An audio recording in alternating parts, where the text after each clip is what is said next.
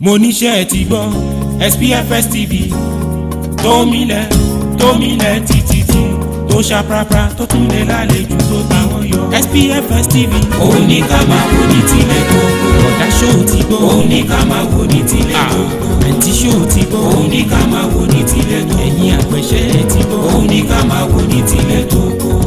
SPFS TV lórí YouTube subscribe. ẹ̀kọ́ àgbẹ̀ tó yè kóró. ìròyìn lóríṣiríṣi nípa agriculture. SPFS TV òun ní ká máa wò ní tilẹ̀ kókó. ọ̀dà ṣóò ti gbọ́ òun ní ká máa wò ní tilẹ̀. Yes, good afternoon, listeners and viewers from wherever you are listening to us from this beautiful Wednesday afternoon from the city of Ibadan. This is SPFS TV. Yes, Survival Poultry Farm Services TV Ibadan, where we talk about Agric. Yes, agriculture is very, very important, and this is why we are doing this live from the city of Ibadan. Your Africa's #1 Agric TV in Ibadan is doing this program, the maiden edition today, and the title of the program is Let's Talk Agric. Perhaps you're wondering, what is Let's Talk Agric about? It's all about serving you information, education about what it means to have a successful farming career in Ibadan, in Nigeria, in Africa.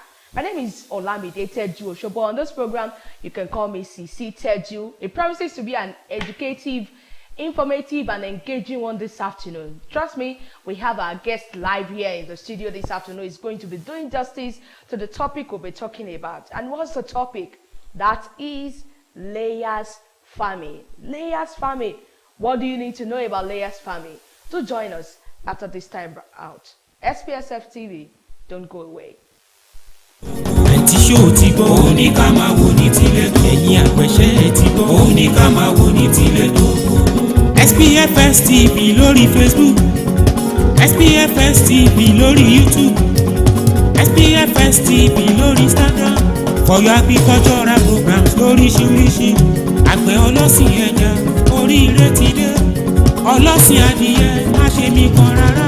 SPFS TV òun ní ká máa wò ní tilẹ̀ tó kó. ọ̀dà ṣóò ti gbọ́ òun ní ká máa wò ní tilẹ̀ tó kó. àǹtí ṣóò mo níṣẹ́ ti gbọ́ SPFS TV tó milẹ̀ títí tó ṣàprápra tó tún lè lálejò tó táwọn yọ. SPFS TV òun ní ká máa wò ní tilẹ̀ tó kó. ọ̀dà ṣóò ti gbọ́ òun ní ká máa wò ní tilẹ̀ tó kó. àǹtí ṣóò ti gbọ́ òun ní ká máa wò ní tilẹ̀ tó kó. ẹ̀yin àpẹ̀ṣẹ́ ti gbọ́ òun ní ká máa wò ní tilẹ̀ tó kó.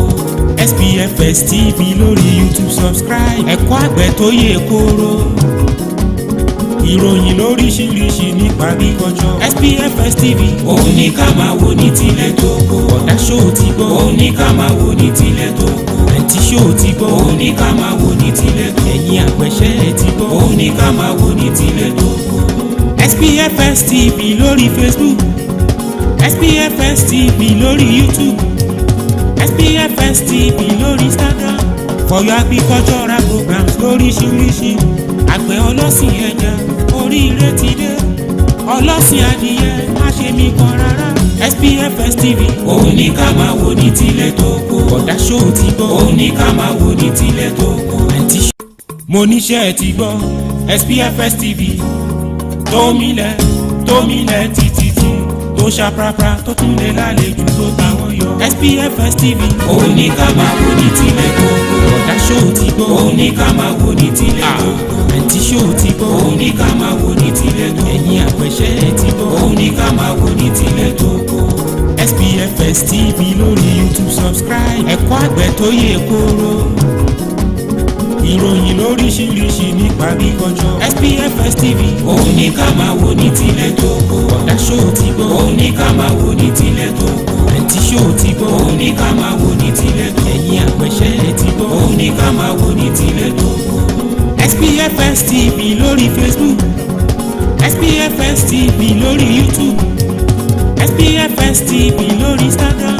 For your agricultural programs lóríṣiríṣi. All right, welcome back, people. It's SPFS TV Ibadan, and we are live on the program Let's Talk Agric. Let's Talk Agric is an educative, informative agricultural program on SPFS TV, your Africa First Africa Agric TV. And with me in the studios this afternoon, I have the CEO of Akintaro Farm Services. Oh, with me, we'll be talking about layers farming. I said earlier on that we need to know something about how to be a successful layers farmer, not just in Nigeria, anywhere in the part of the world. So if you're looking for information, you're looking for ideas about layers farming, about egg production, this is the best place to be right now on SPFS TV Ibadan. Don't forget, my name is Sisi Teju. Yes, and I have the honor to introduce to you Mr. Shegun Akintaro. Good to have you in the house this afternoon, sir. Can you introduce yourself to the house, let people know who you are and what you do? Yeah, my name is Akintaro Shegun Lawrence. I'm a poultry farmer. And I've been in the business for the past 15 years. Though the business, it has challenges. Of course. Yeah, but it goes on our side, we are still progressing, despite all the challenges we are facing. Ẹ rí i pé bó ṣe sọ, wọ́n ní kò sí iṣẹ́ tí ò ní ìṣòro tiẹ̀, kò sí iṣẹ́ tí ò ní ìlàkọjá tiẹ̀. Bá ṣe ń ṣe ní free fitting náà ni a tún máa ṣe ní tilẹ̀ wa ń bì, torílẹ̀ Yorùbá là wà. Ẹni tó jẹ́ alábòójútó àti ọ̀gá àgbà iléeṣẹ́ ọ̀gbìn Akintaro Farms nílùú Ìbàdàn bí, nílẹ̀ Ìbàdàn bí, àwọn náà wà pẹ̀lú wa lórí ètò lónìí. Let's talk Agric òní ètò. Kí la wá ń sọ lénìí? We are talking about poultry farming. We are talking about layers farming. Ẹ jẹ́ ká tiẹ̀ bẹ̀rẹ̀ báyìí àlejò wa. What do we need to know about layers farming? What is layers farming all about? Yeah, layers farming is a type of farm that deals with commercial eggs. That is this brown egg, the eggs we eat. And in the process, when you want to start any commercial farming, you buy the old chicks. We have the one for pullet, we have the one for cockerel. That pullet one is the one that will turn into layers.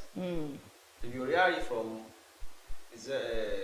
day old to 9 weeks, they will eat starter in the process. And from 9 weeks of age, they start eating grower till they start to lay around 18 weeks.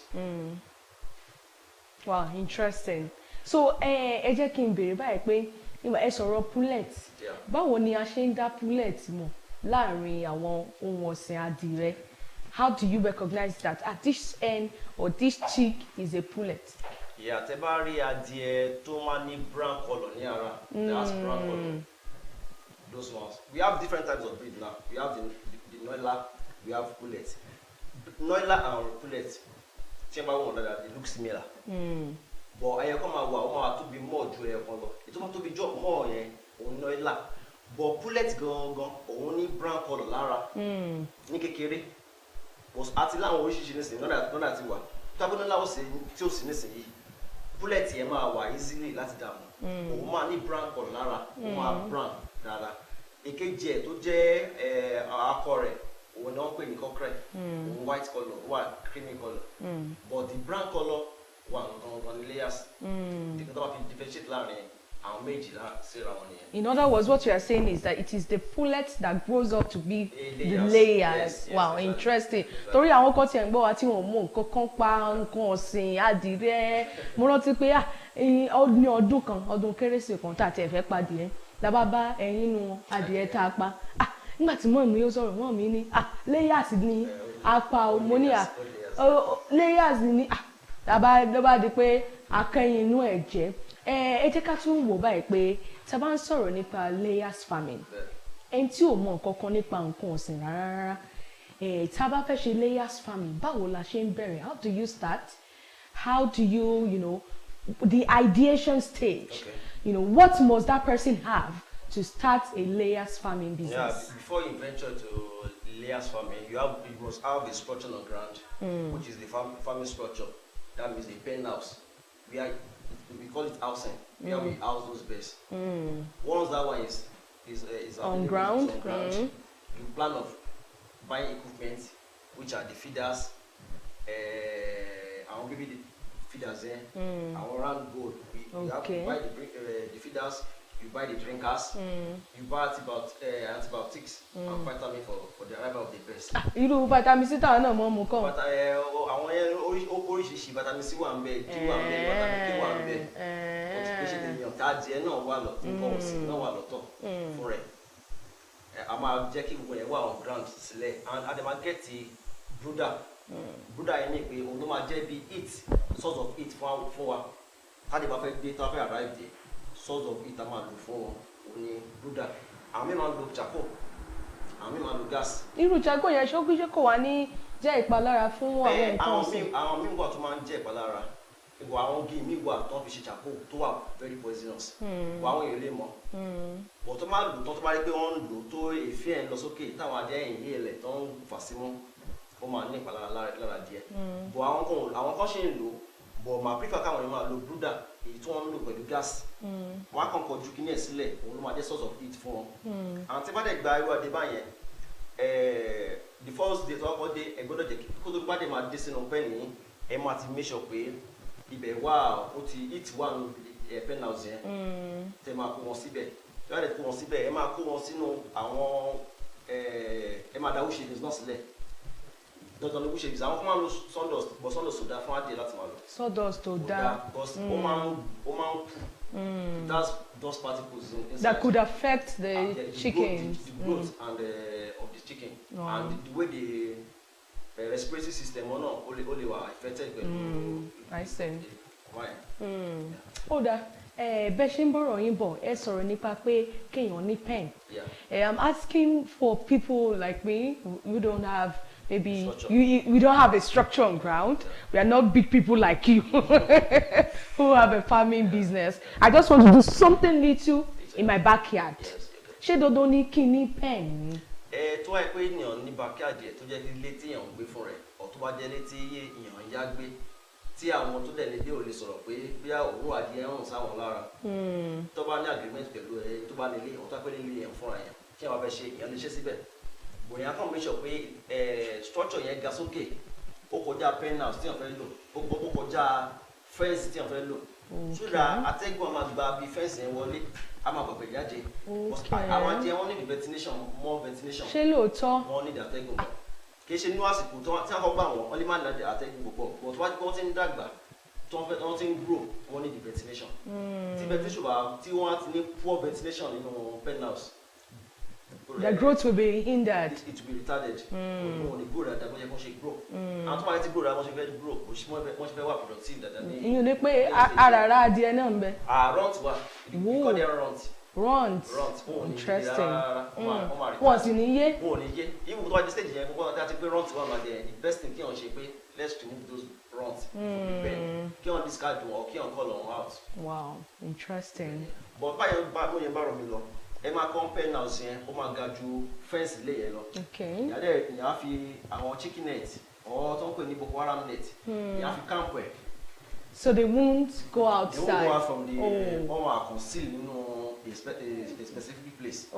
Láti ṣe bí ẹgbẹ̀gbẹ́ náà ẹ máa fi block síbẹ̀ bí a block coach méjì or mẹ́ta ó pọ̀ jù mẹ́ta so that atẹ́gùn àmọ́ aráyé ìfẹ́ tó bá ti lọ ga jù sókè atẹ́gùn ìráyè máa fẹ́ sínú ọ̀dà wa díẹ̀ yẹn tó dẹ̀ máa ní ìpalára ní ara wọn. Ó dáa tó bá yẹ pé yìí ṣe ń darapọ̀ mọ́ wa lórí móhùnmáwòrán ọ̀gbìn ní SPFS TV. Let's talk Agric only ètò. That is what we are talking about on this TV this afternoon. Let's talk Agric and then sọ̀rọ̀ nípa layers farming. Bóyá ẹ̀yin tiẹ̀ ní backyard ni o, ẹ̀yin ní pen ni o, ẹ̀yin tiẹ̀ ṣe iṣẹ́ àgbẹ̀, ẹ̀ ń sinran, ẹ̀ ń sin díẹ̀ orí ètò yìí ló yẹ kẹ́ ẹ máa wà nínú gbogbo ọjọ́ báyìí láti aago 12 ọ̀sán sí aago 1 ọ̀sán. Òun náà ni ètò náà máa gòrí àtẹ́gùn. Àlejò wa tó ti ń bá wa sọ̀rọ̀ òun náà ni Mr. Akintaro tó jẹ́ olùdásílẹ̀ àti alábòójútó àgbà Akintaro Farms Limited. A dẹ̀ ti ń sọ̀rọ̀ nípa layers farming. Tó bá ti sọ pé layers ní Yorùbá ǹjẹ́ Yorùbá ẹ̀ tí ẹ wà? Àwọn àpè ní adìẹ obìnrin náà ni tó ń yẹ yìí. Adìẹ obìnrin yóò. Àkùkọ rẹ̀ ní èkejì ẹ̀ ní àkùkọ. Àkùkọ. Bí i white ni tàbí black. Aláwọn kan ọ̀rọ̀ tí mo sọ lẹ́ẹ̀kan náà àwọn kan wà tẹ́kọ̀ọ́ ta ẹni wọ́n bá ṣe máa dá fullet mọ́ àbí layers mọ́ a ní kọ́lọ̀ méjì náà ni a ní onídúdú akọ onídúdú ní savannah tó máa ń pè ní tó máa ní white and black lára akọ títí ẹ̀yẹ ọ̀nà wọn pè ní black and white cockerel tó wáyé pé tabo ẹ̀ òun máa dá dúdú òun máa yẹ layers náà dẹ̀ ní torí mo fẹ́ sọ bẹ́ẹ̀ pé mo ti rí àwọn kan ní ọjà rí tó yẹ pé wọ́n dúdú ni wọ́n wá ní ibi kọ́ọ̀mù kékeré wọ́n wá bírèdì díẹ̀ báyìí. layers àwọn yẹn náà layers ni wọ́n breed wọn ló wáyà tó síra wọn àwọn kan wà isa brown àwọn kan wà náírà yẹn ni dúdú family kan nìyẹn àwọn kan the breed kan ló jẹ́ náírà yẹn ni àwọn dúdú àwọn isa brown yẹn òun làwọn brown tó ń yẹ ẹyin brown colour yẹn tó jẹ́ brown colour àwọn black náà yẹ black colour orúkọ breed wọn ló yàtọ̀ síra wọn ẹ máa rí pé breed oríṣiríṣi breed yẹn náà ni wọ́n ti yànnà náà ẹ̀ fún wa lórí ètò lẹ́ni but sir I want us to continue our discussion and talk about the prospects tó wà nínú layers farming torí nígbà tí ẹ dé mo kọ́ wò yín pé ẹ dákun wọ́n ní iṣẹ́ àgbẹ̀ ní iṣẹ́ ilẹ̀ wa ń tòótọ́ iṣẹ́ àgbẹ̀ mọ̀ pa àwọn kan o kí ni àwọn prospects tó wà nínú layers farming bóyá tí ò tiẹ̀ ní interest ń gbé wa lẹ́nu kí lẹ rò pé ẹ lè sọ fún wọn pé àwọn wà ní tẹ́yìn ti rí nínú iṣẹ́ yìí over 15 years that you spent on the job on the business. Yeah, there are a lot of prospects in the let's say laying farming business. At least if you have like 100 birds on your farm, if the result is okay, maybe you're getting like 80% egg production. That means almost 3 crates per day. Wow. That means 80 pieces of egg. That means almost close to 3 crates per day. At least you'll be selling that 3 crates with the current price of eggs now. At least 1.5 or 1.6. Àti ẹ̀sìn ń bọ̀ lórí ọ̀rọ̀ ẹ̀yin o. Ká sọ bí wá bí 1,500. Lójúmọ́ ìyá ta 1.5 mẹ́ta, that is 4.5. Ẹ bá ṣe láàrin oṣù kan ó lè tó jẹ́. Kò sí bóyá ẹ fẹ́ ṣe prospect wà nínú iṣẹ́ layers farming. Kò sí ni ìyẹn máa rówó ojúmọ́ ń bẹ̀. Bẹ́ẹ̀ fẹ́ ṣe ojúmọ́ bó jẹ́ ìkànnà fẹ́ máa ta ẹyin lọ́sẹ̀. Ẹ rò owó ọ̀sẹ̀ yẹn gbà. Lóṣù náà ó lè tó máa jẹ́ tẹ́ bá yọ ọgbẹ́ kúrò tẹ́ bá yọ profit àwọn expenses tẹ́ bá lọ lórí ẹ̀ tẹ́ yọ kúrò lórí ẹ̀ ẹ máa rí bẹ́ẹ̀. And prospect tó wà bẹ́ẹ̀ pé self-employed ẹ máa dá ní. Wọ́n ṣe parí kókò síṣẹ́ ń tà yìí àwọn kan wà pé iṣẹ́ tó ń ṣe nìyẹn wọn ò níṣẹ́ mi. Absolutely. Bí mi tẹ́ mi sọ ní sinmi iṣẹ́ mi rárá iṣẹ́ àdé mo ṣe. Ó sì pé yín. Ó pè mí. Though challenges wà ń bẹ̀ o. Of course. But àwọn kan ò lè dúró fún challenges ló wà ń bẹ̀.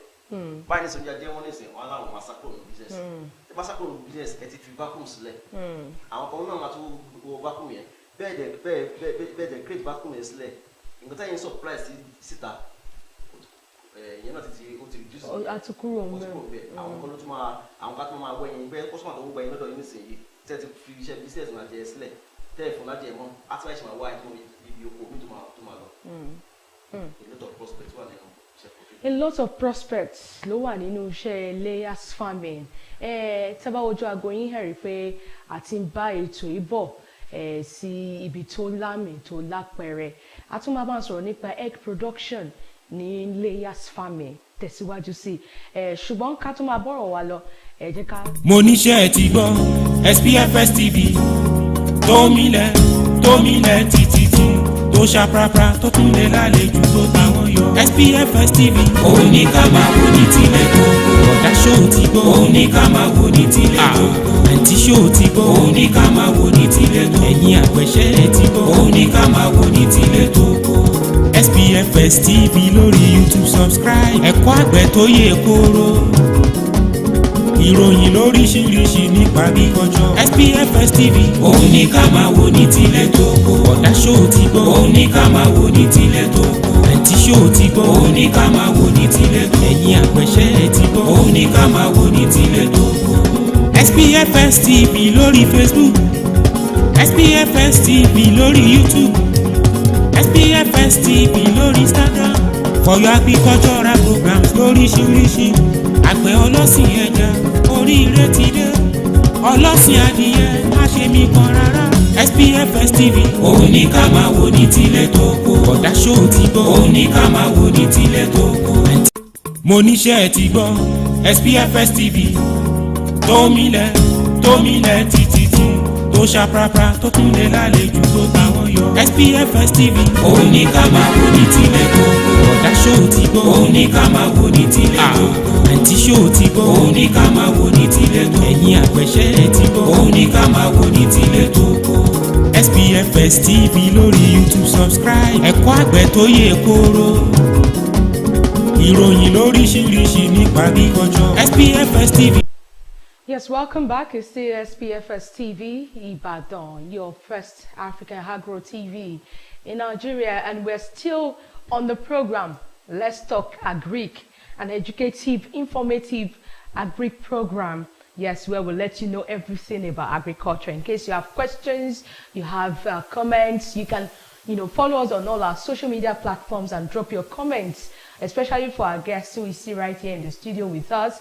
You have questions about layers farming that we've been talking about. Please do go on our Facebook page, on our Instagram page, on YouTube. We are live right now. Drop your comments, drop your questions, raise any remark that you have as regards to this program. As we continue the discussion on layers farming, layers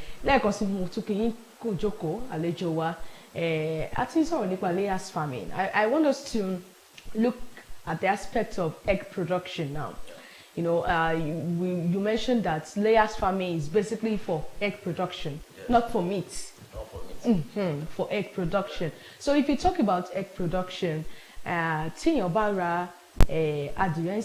pullet, how many weeks will it take before the pullet becomes a layer that will start, laying eggs for production? How many weeks no matter take? How many weeks no matter take? Yeah, if the farmer feed the birds very well, by 18 weeks, they must drop. 18 weeks, that's about 4 months? More than 4 months. 4 months? More than 4 months? 4 months and that. Wow, if you can delay them to 20 weeks, it's better so that they won't lay peewee size egg, the smaller size of eggs. They will lay a bigger one. But as from 20 weeks, it's better they start laying. But if they start laying by around 16, 17 weeks, it's still okay.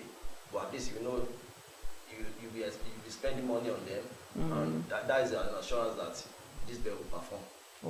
But I prefer my best to lay around 18 to 20 weeks. How do you determine that your eggs will, the hen will start laying by 18 or 20 weeks? Lighting is also a factor.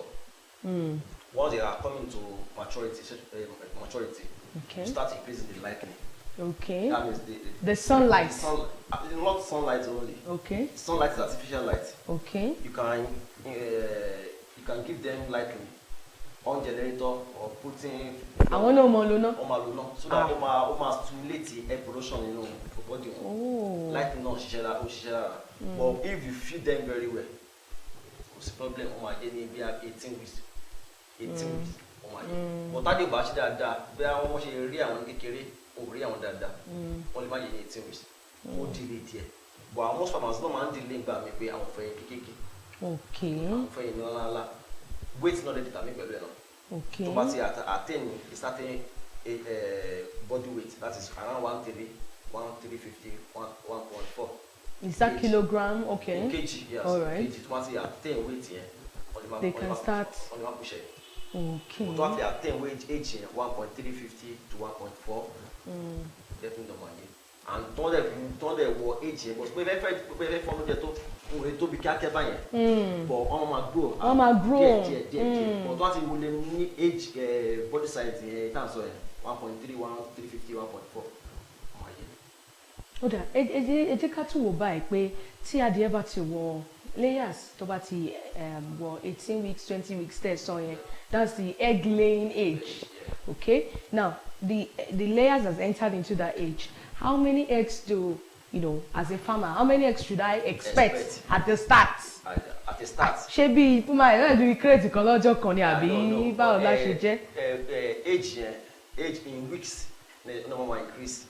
But before 25, if the birds are well fed, okay. By 25 weeks, we can to a peak period. Peak period, mean 95 downward, maybe 95 to 90 weeks, 90% percentage. That's one peak. But if we feed on that very well, wọ́n lè máa wọ peak ní 25 weeks. Okay. But tó máa fi wọ peak dáadáa tó ń jẹun dáadáa tí oúnjẹ dẹ̀ balance kì í ṣe oúnjẹ ordinary oúnjẹ àwọn kan lè wọ́n pé káká fún kí wọ́n máa fún wọn rice ẹ fún wọn ẹlẹ́wà. A well balanced feed. tó máa lè jẹ by 25 weeks wọ́n àwọn peak period. Peak period wọ́n dẹ̀ ní 90% 95%. Ẹ̀ tó bá dẹ̀ ní 90% 95% ló pọ̀ ẹni ẹ̀ ṣe dáadáa. 90 to 95 yẹn ẹ bá ṣàlàyé bẹ́ẹ̀ dáadáa is it the number of eggs. tí ẹ bá ní adìẹ bíi 100. Okay. ó lè máa rí ẹyin bíi 95 sí 90. ẹni pé adìẹ ṣe dáadáa nìyẹn. wọ́n tọ́jú ẹ̀ dáadáa ó jẹ oúnjẹ tó wà balance tó wà well balance dáadáa tó ní àwọn nutrients àwọn micronutrients kó wà lóúnjẹ yẹn. wọ́n fi yé ẹyọ ẹyin 90% to 95%. Daily. Wow. That is almost 3 crates and 3 crates plus. Ní ojoojúmọ́. Ó dà tí adìẹ bá ti wá ń yé báyìí wọ́n yé lójoojúmọ́ tá bá wò pé bóyá torí mo ní experience kan àwọn ilé ìwé kan tí mo bá ṣe rí tó ń ṣe poultry farming fún àwọn ọmọ ilé ìwé náà ní tó ń kọ́ wọn nínú Agric wọ́n fi ń ṣe practical fún wọn ó wá tó stage kan wọ́n fún wọn ní feed wọ́n expose wọn sí sunlight bẹ́ẹ̀ ṣe sọ torí òyìnbí building náà fún àwọn adìrẹ yẹn. So the next thing they noticed that they were not laying eggs as they should. People that were, their customers started to complain that, okay, why are you not supplying us eggs again? So what is happening? They had to call a consultant. Don't mean more talk about that. So for killer, kó lè fà á. Ṣé inú ilé tí wọ́n kó wọn sí ṣé atẹ́gùn fẹ́ dáadáa ń bẹ̀? Tí ventilation bàrá yìí fẹ́ dáadáa ń bẹ̀. Percent mo sọ pé lẹ́ẹ̀kan bẹ́ẹ̀ 90% 95%. Wọ́n lè máa tẹ́lẹ̀. Tínú ilé adìẹ pen house wà tó well ventilated wọ́n lè máa ní àwọn problem tó ń rán nìyẹn. Omi tó ń lò náà fáwọn adìẹ náà ṣé omi yóò ní problem. Okay. Source of the water. Tó wáyé kó omi yẹn bá ní problem wọ́n á gbé lọ sí lab wọ́n á lọ check ẹ̀ wọ́n á wo pH level ẹ̀ wọ́n á wo àwọn nǹkan tó yẹ kó ń ṣe lára ẹ̀ náà irú ẹ̀ náà tó wáyé kó omi dà ṣé wọ́n ń gba nínú àwọn pipe tí wọ́n ti ń táwọn adìẹ fi mu omi ṣé wọ́n ń clean ẹ̀ dáadáa. Feeders tí wọ́n ti ń jẹun ṣé wọ́n clean ṣé wastage ò sí tí wastage bá ti wà problem máa wà and àwọn ẹlòmíì kan máa ń da oúnjẹ fá díẹ̀ àwọn kan máa jẹun ju àwọn kan lọ lọ́dọ̀ tèmi nísìnyí mi ní scale tó fi mú oúnjẹ adìẹ màá wọ̀ sínú bowl tí màá máa fi spread ìkọ̀kan wọn bọ̀ ẹ̀kọ̀kan yẹn inú kí n tó máa wà nínú cage tó máa wà tó ẹ̀kọ́ 12 ló wà bẹ́ẹ̀ máa ti multiply by ìkọ́tọ́ ẹ̀kọ́ jẹ máa dà síbẹ̀ fún wọn ìyàwó olùkọ́ báyẹn máa get result nígbà táwọn kan fi get result tó fi hàn pé àìṣe adìẹ ò pé nìyẹn wọn kàn máa fàdé lóúnjẹ àwọn kan máa fàdé lóúnjẹ àwọn àtẹnudásí náà lẹnu ẹ àwọn ẹlòmíì ọ̀lẹ ni wọn kàn máa ṣe wọn tó bá wù wọn bọ̀ tó bá ti sọ wọn pé nǹkan báyìí kẹ́ ṣe lóko tó ń ṣe síbẹ̀ kò sí nìyẹn yàn get result bọ̀ gbogbo àwọn cups wells náà tó bá wà ní pen house náà àwọn ẹni náà máa ń block ventilation káàdì máa ìfẹ́ wọlé oúnjẹ tí wọ́n dá ìjẹ náà káàdì bá ń jẹ oúnjẹ tí wà balance mi sọ lẹ́ẹ̀kan náà. It could affect the production. So that's to say that feeding is very important, lighting is very important, the water is very important, ventilation very important. Torí àwọn tá bá ti ń ṣe kékèké ní inú ilé wa, mo láwọn kan tó máa ń lo yàrá kan, wọ́n ní yàrá mẹ́rin, wọ́n á fi yàrá kan ṣe ọ̀sìn adìrẹ. Yàrá ìgbọ́dọ̀ ní kì í ṣe pé wọ́n kàn tí window pé kọ́ mọ́ bá wọlé kọ́ mọ́ bá jí lọ. tó bá ṣe kéré ni wọ́n lè máa ṣe ìrùkọ́ báyìí kó máa tì wọ́n nílé. But once they start growing and lay, you have to expose them to ventilation. Interesting. Ó jẹ́ rántí ẹni tó kọ́ wa náà kékeré pé tá a bá gbin plant kékeré ní sunlight all of those things so that it could grow. That means this also applies to poultry industry. Interesting. I want us to go into the care and management aspect. As you have briefly touched on, care and management aspect of layers farming. Tábà wo wípé bóyá èèyàn tí ẹ̀ lówó púpọ̀, I am not so buoyant and I have interest in layers farming. Now, I read that vaccination is also very important. Pé ẹlòmíì wà tó mú tí àwọn kan tó ń ṣe àdìrẹ sí tó yẹ pé wọ́n ní ara ń ro adìẹ ni wọ́n bá fún ní oògùn téèyàn bá ń lò wọ́n bá dà sómi fún adìẹ pé kádìẹ náà máa mú. So at the end of the day the ends were affected. So what's your advice as an expert on the field, to people who don't have they have interest and they are doing it in their own little way. So when it comes to vaccination, other management practices for layers farming, kí ni ìmọ̀ràn yín fún wọn? Yeah, tí ẹ bá gbàjẹ́ dandan ni àfọ̀n ológun, you have to give them antibiotics. Okay. And there are procedures. They have their own doctors? Yes, you have to consult a veterinary doctor. A veterinary doctor, interesting. Most farmers, we don't want to... We don't want to spend much... I mean, you're going to say your teeth. Not to self-medicate. You read anything, you go plate and so, in your layers and so, I remember going back in first day old, one for glucose antibiotics. One place don't undergo stress. Majorly at the travel, one for glucose. Okay. Yeah, ọjọ́ márùn-ún antibiotics are dem agba. Agba àwọn nǹkan tó ń pè ní Newcastle disease. Àìsàn kan nìyẹn. Ológun tó máa ń kọ̀bẹ̀, that is Lasuta. Máa kọ̀bẹ̀. Lasuta. We have another one, IBD, infectious bursar disease. Mburo yẹn ó lè wipe gbogbo àjẹ kan lóko. Tó bá strike. Wow. And ẹ máa fún ní age 7 days. Ẹ wọ́n wà bá yẹn. One by 10 days, Lasuta, Newcastle disease. You have to prevent them. They have it already. You don't have it already, but you have to prevent them so that they will not be down with the disease. Right. That's one we call it coccidiosis. Okay. Ìgbẹ́jẹ̀ tó máa ń yà ìgbẹ́jẹ̀. Ológun tó máa ń lò fún yẹn náà. Ogun ẹ̀ ó wà amprolium tàbí tutraziri. Tẹ́ máa fi kọ́ bọ̀ àwọn yẹn náà. Yẹn sáyẹn pé ọmọ ọmọ yàgbẹ́jẹ̀ nítorí tó máa ń coccidiosis ni pé adìẹ ń wà wọ́n ti expose ara wọn sí cake litter bí ọmọ yìí dá sílẹ̀ rẹ̀ tó ń jẹ ìgbẹ́ yẹn kí ni ẹ̀ máa build up sára wọn ó máa di pé wọ́n máa yàgbẹ́jẹ̀. ẹ̀yìn náà máa pàdé ó lè pàdé láàrin ọjọ́ méjì sí few days, wow. ó máa pa wọn kọ́ àwọn ògùn ẹ̀ wà tó máa fún wọn ẹ̀kọ́ náà wà ní tó ń pè ní fowl pox kí ni kan ló máa mú wọn níbi orí báyìí.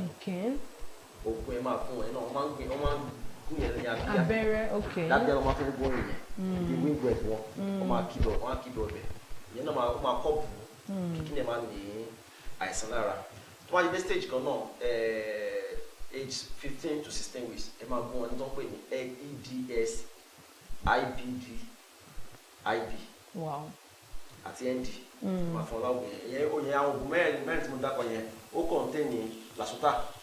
Ó contain egg drop syndrome. Ó contain IB, infectious bronchitis, àti IBD gbogbooro. Táwọn ará wọn ti gba àjọ irú àdébá yẹn dandan ni ara wọn máa ṣe.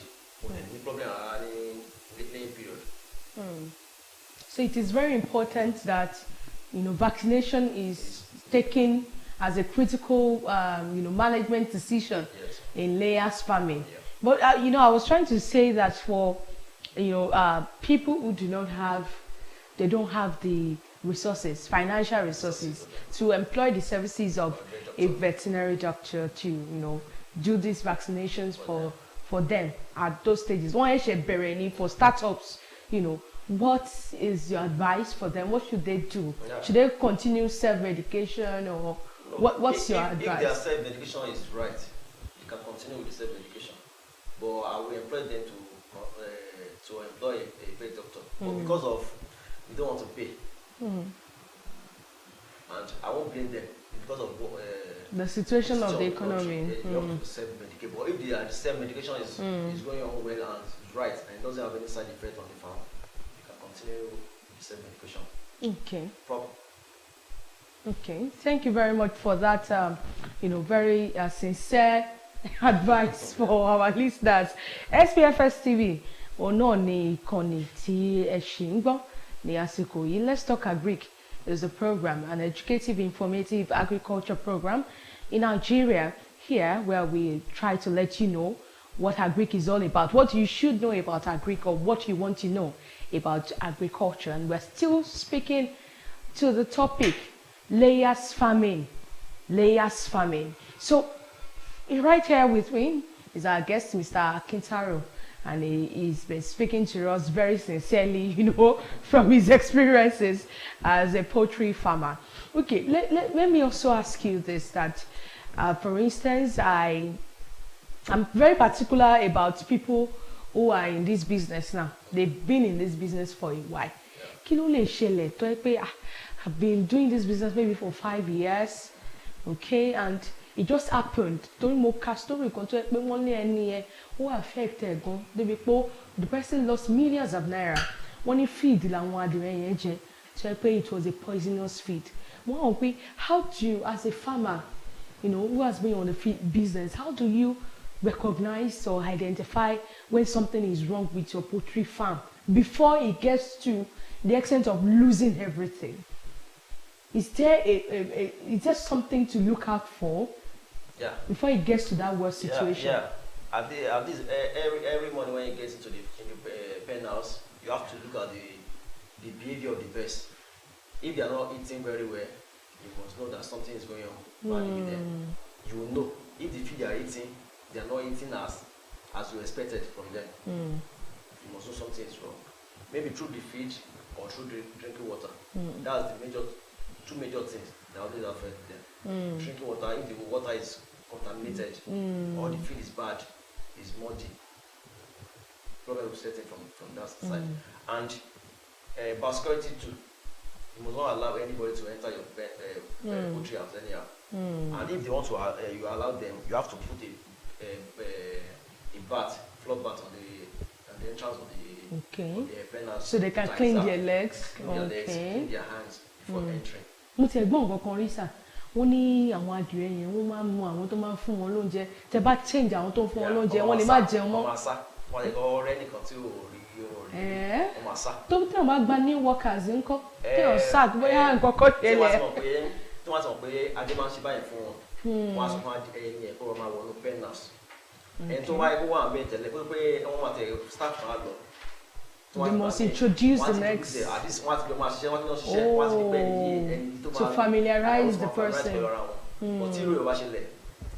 Sudden change ma tó wá kàn wọ́n wọlé síbẹ̀ tó ń gbẹ́ ní yàtọ̀ pé ẹni tó wà bẹ́ẹ̀ tẹ́lẹ̀ èèyàn dúdú ni tó wá gbé ẹ̀kọ́ wá síbẹ̀ tó ń pa ẹ̀kọ́ wá lélẹ́yìn wọ́n lè kọ́kọ́ shock wọlé tron. They'll get used to the person. Interesting things about Layers Farming this afternoon on SPFS TV Ibadan, Africa's first agro TV. And it's about time that we go for a brief advert break. When we come back, it's over time to take your comments and questions. Please raise your comments, drop your questions on our social media platforms, on Instagram, on Facebook, on YouTube. I'm still speaking with Mr. Akintaro this afternoon on Layers Farming. Don't go away, to stay tuned. Mo níṣẹ́ ti gbọ́ SPFS TV tómilẹ̀ títí tó ṣàprápra tó tún lè lálejò tó bá wọn yọ. SPFS TV òun ní ká máa wò ní tilẹ̀ gbogbo. Ọ̀dà ṣó ti gbọ́ òun ní ká máa wò ní tilẹ̀ gbogbo. Àǹtí ṣó ti gbọ́ òun ní ká máa wò ní tilẹ̀ gbogbo. Ẹ̀yin àpẹ̀ṣẹ́ ti gbọ́ òun ní ká máa wò ní tilẹ̀ gbogbo. SPFS TV lórí YouTube subscribe. Ẹ̀kọ́ àgbẹ̀ tó yè kóró.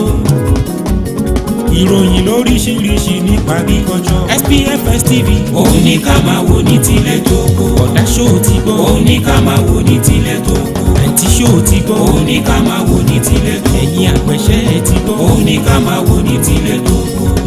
SPFS TV lórí Facebook. SPFS TV lórí YouTube. SPFS TV lórí Instagram. For your agricultural programs lóríṣiríṣi. Àgbẹ̀ ọlọ́sìn ẹja oríire ti dé. Ọlọ́sìn adìyẹ má ṣe mí kan rárá.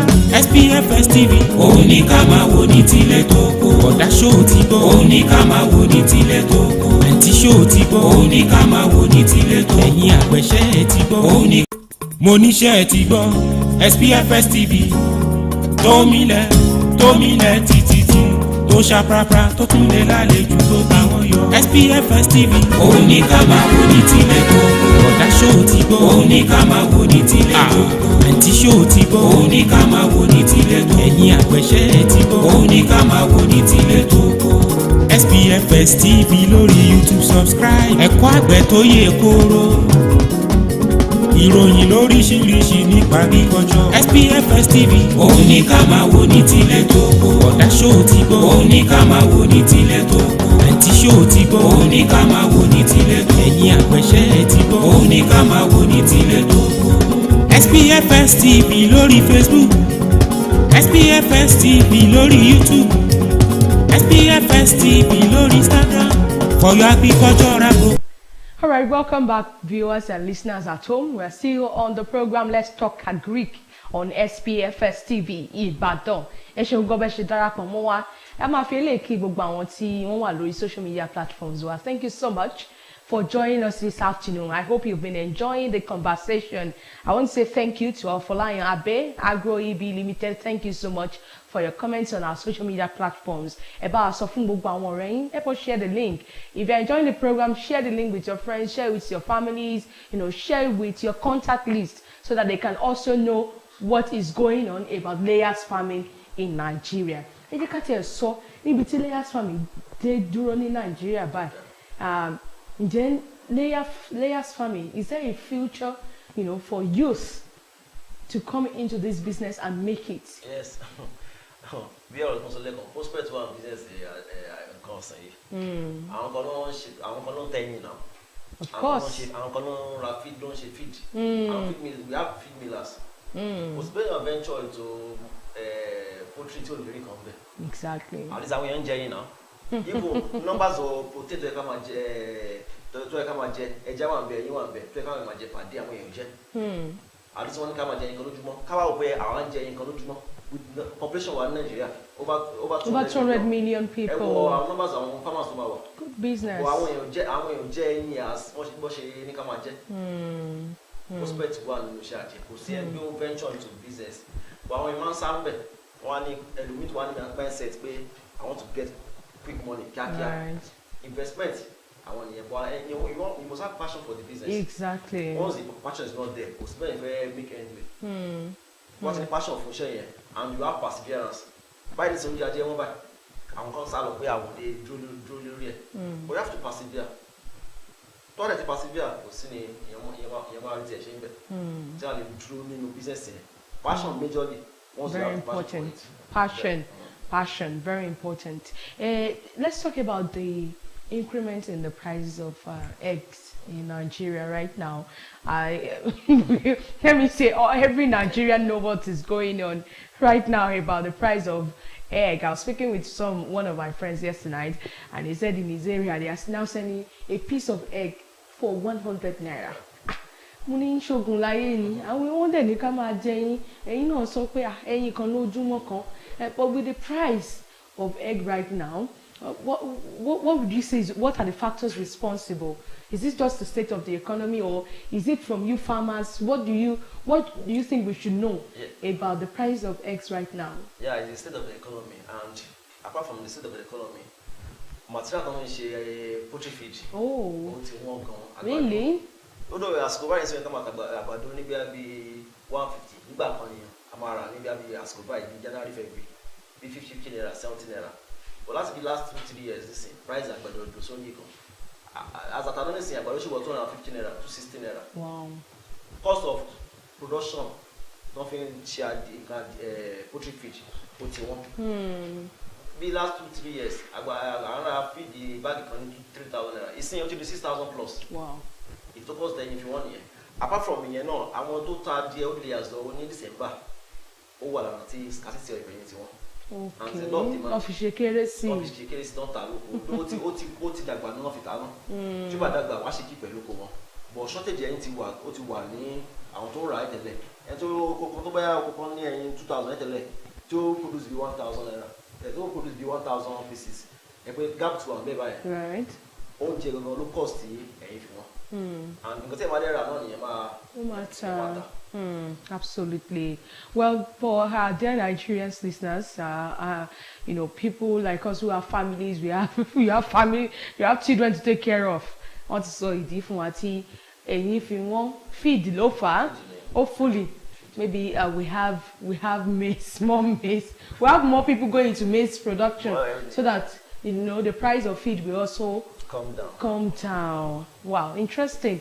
Bá ṣe wá ń parí lọ, bá ṣe mú ètò wá sí ìdádúró fún tòní, jẹ́ kí n sọ pé nídìí iṣẹ́ poultry farming, what have been your challenges, and how have you been able to surmount or overcome those challenges as a poultry farmer? tẹ́ rò pé ẹni tó fẹ́ ṣe irú layers farming tá a sọ̀rọ̀ lẹ́yìn náà lè wá kojú. Outbreak of disease. To máa ń cause disease ní poultry ni. Tí problem bá ṣẹlẹ̀ nísìnyí bí growth mo sọ lẹ́ẹ̀kan yẹn or outcast tó bá ṣẹlẹ̀ lóko èèyàn Chinese kan nìyẹn. Or tí bí abẹ́ flu ṣẹlẹ̀ bí last year bẹ́ẹ̀ flu wọ àwọn kan. Irú ẹ̀ tí bẹ́ẹ̀ flu wọ ọkọ̀ ẹ̀ tó pa ọgbà díẹ̀ lẹ́ẹ̀kan náà sí. Àti padà sí business ẹ̀ wọ́n wà discourage. Outbreak of disease lóko RM. High cost of production náà ó ti wọ́n jù. Tafi produce ó ti wọ́n jù and àti get loan náà ara challenges ni lè rí single digit loan gba nísìn double digit tó máa gbà wọ́n á fún and in terms of interest even to get the loan problem that's our challenges now in the industry. Báwo lè ṣe wọ́n market your products? How do people come to your farm or you take it to them? No. How has been marketing in layers farming been for you? And what is your advice to our viewers? So like I said, I've been in the business for over 15 years. Yeah. That means I have the market base already. I have the people. They always come to my farm to buy. That is a better income. But don't say better. We man go look for one. But that's one she did. Tell us she did. I want not to also go. Or ara. But me gan ati ma fún ọjọ́ ni pé ọjọ́ Monday ni kí wọ́ wá, ọjọ́ Tuesday ni kí wọ́ wá. Wọ́n ti ní ọjọ́. Wo àwọn tí ó bá ní irú opportunity wà ní ìgbọ̀n. Though I know I be from where we started from somewhere. Like give that day now. Àwọn náà bàtà kọ́ bẹ́ẹ̀ náà àwọn gbé fún yàn ni. Àwọn náà ti máa rí bí àwọn rí àwọn shops tó wá ládùúgbò wọn. You could tell them and say, I'm selling eggs. Even price I want a lot of people. I'm not telling you. Only to be around 1,500. I only 1,800. At least I want a lot of one. Exactly. Yes. Market business already. Okay, as we are trying to wrap up the program right now, I just want you to give your final words, to our listeners at home about, in totality of what we have said today on layers farming. If there's anybody who has listened to us who wants to start, what is your final words to those persons? Yeah, my final words, my viewers at home, is you have to have passion for this poultry business. You want to venture to it. Don't have the mindset that I want to make quick money. Definitely you make money from it, but you have to have that passion. Once the passion is there and perseverance, like I said earlier, the sky is the limit. The sky is your limit if you have passion. It's a kò tí ẹ sí téèyàn ṣe ní ayé yìí téèyàn gbọ́dọ̀ má fi passion kún. Lady our young people a máa ní kéèyàn fiṣan sí. Kó fiṣan sí kó lè lálùyọ. And if you really want to make a good success with the works of your hand, it means you really have to be diligent. You have to be passionate about what you are doing.